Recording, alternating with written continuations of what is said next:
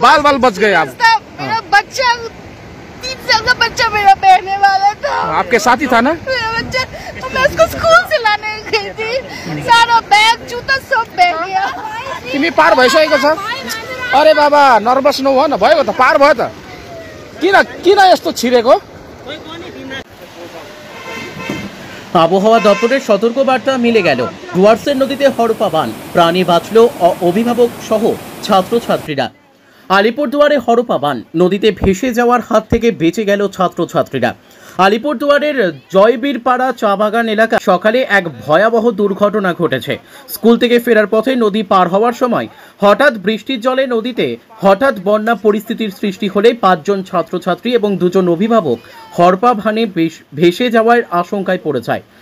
স্থানীয় সূত্রে জানা গেছে, সকাল থেকেই এলাকায় বিক্ষিপ্ত বৃষ্টি হচ্ছিল, তবুও স্কুল যাওয়ার পথে ছাত্রছাত্রীরা নদীর এই বিপজ্জনক অবস্থার কথা ভাবতে পারেনি।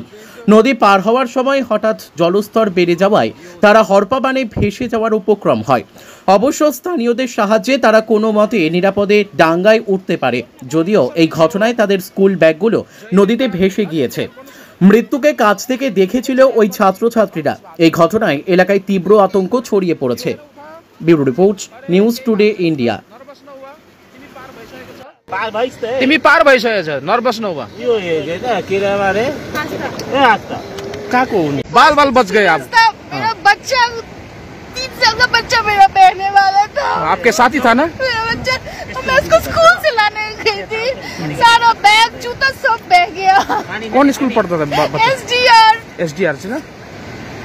कोई तो मैं भी स्कूल से जैसे यहाँ पहुँचा तो देखा कि फंसा हुआ है।